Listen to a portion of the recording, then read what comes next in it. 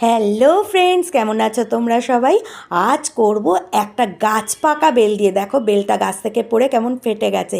এই বেলের শরবত কত সহজেই করে ফেলা যায়।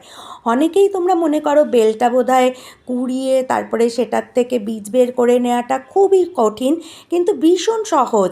ওই যে কড়াইটা দেখছো, ওর মধ্যে আমি আগে থেকেই জল দিয়ে রেখেছি, আর উপরে একটা ঝাঁঝরি বসিয়ে নিয়েছি। তার মধ্যে এই যে বেলের সমস্তগুলো চামচ দিয়ে বের করে নিয়ে খালি চটকে নিচ্ছি। তাতে কি হচ্ছে, পুরো বেলের যে কাঠটা সেটা পুরো চলে যাচ্ছে আমার কড়াইয়ের মধ্যে। আর পুরো দেখেছো কীরকমভাবে পড়ে যাচ্ছে। আমি চটকে নিচ্ছি আর ওই কড়াইয়ের মধ্যে পুরো বেলের অরিজিনাল কাঠটা পড়ে গেল, আর ছিবড়াটা খুব সহজেই বেরিয়ে চলে এলো। মানে জাস্ট কয়েক মিনিটের মধ্যে হয়ে যায়। তারপরে নিয়ে নিলাম একটা কাচের কাপে গুড়, একটু নুন পরিমাণ মতো, দিয়ে দিচ্ছি একটু টক দই। ব্যাস, এটাকে এবার ভালো করে আগে মিক্সড করে নেব। যত সুন্দর মিক্সটা হবে খেতে তত ভালো হবে।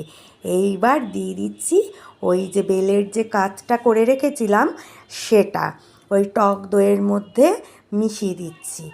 দিয়ে আগে পুরোটা ভর্তি করব না, কিছুটা আগে আবার মিক্স করে নেব টক দইয়ের সাথে এই বেলের কাজটাকে। যত ভালো করে মিক্সড করব সেটা কিন্তু তত সুন্দর খেতে হবে। মিক্সড হয়ে গেছে, আবার কয়েক হাতা আমি বেলের ওই কাজটা মিশিয়ে দিচ্ছি। ব্যাস, এখন রেডি হয়ে গেছে আমার ঠান্ডা